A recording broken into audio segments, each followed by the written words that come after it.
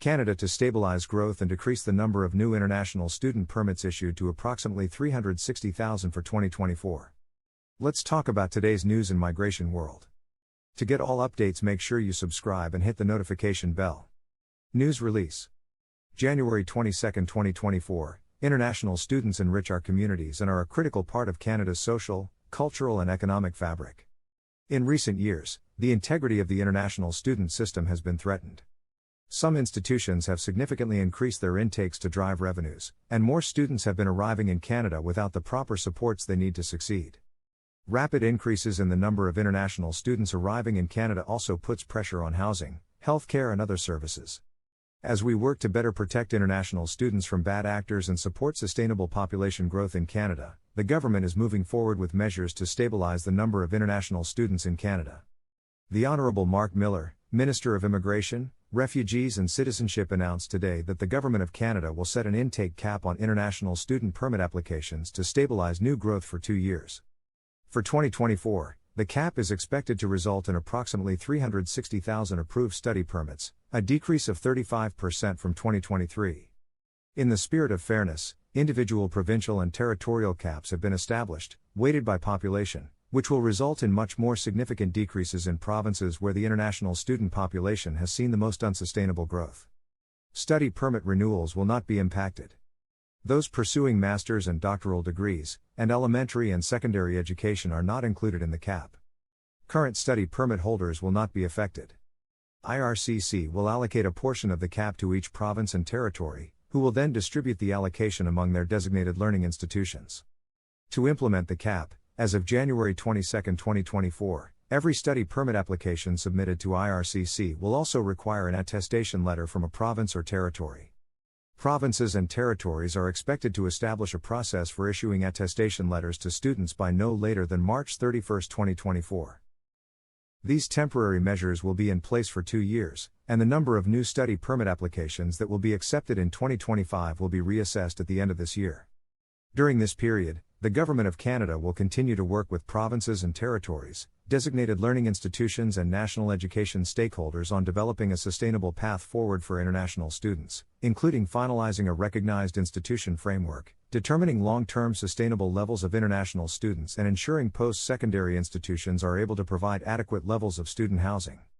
In order to better align the post-graduation work permit program, we are changing the eligibility criteria. 1.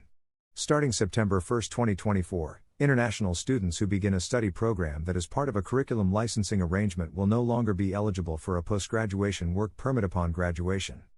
1.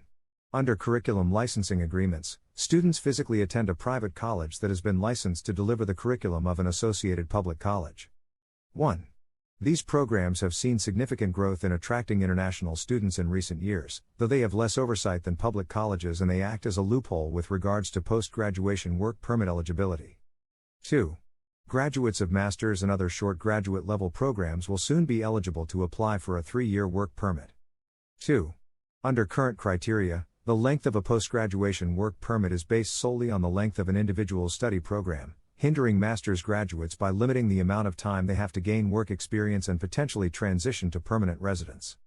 In the weeks ahead, open work permits will only be available to spouses of international students in master's and doctoral programs.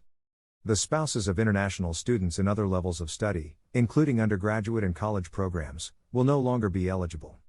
The important measures announced today complement other recently announced reforms to the international student program.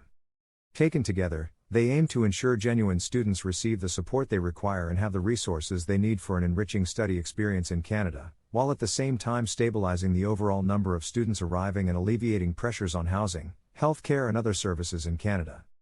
Quick facts. In the coming months, we will continue to work to provide clear pathways to permanent residence for students with in-demand skills and explore new measures to better transition international students to the labor force. The department has introduced several measures recently to make sure the international student program works for incoming students, as well as the country as a whole, including 1. On January 1, 2024, the cost of living requirement for study permit applicants was updated to better reflect the true cost of living in Canada and help prevent student vulnerability and exploitation.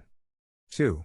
Since December 1, 2023, post-secondary designated learning institutions have been required to confirm every letter of acceptance submitted by an applicant outside Canada directly with IRCC.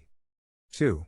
This enhanced verification process protects prospective students from fraud and ensures that study permits are issued based only on genuine letters of acceptance. 3. In 2024, we intend to implement targeted pilots aimed at helping underrepresented cohorts of international students pursue their studies in Canada. Thank you for watching the video. If the video was helpful, make sure to like, share and subscribe to this channel for the upcoming videos. See you in the next video.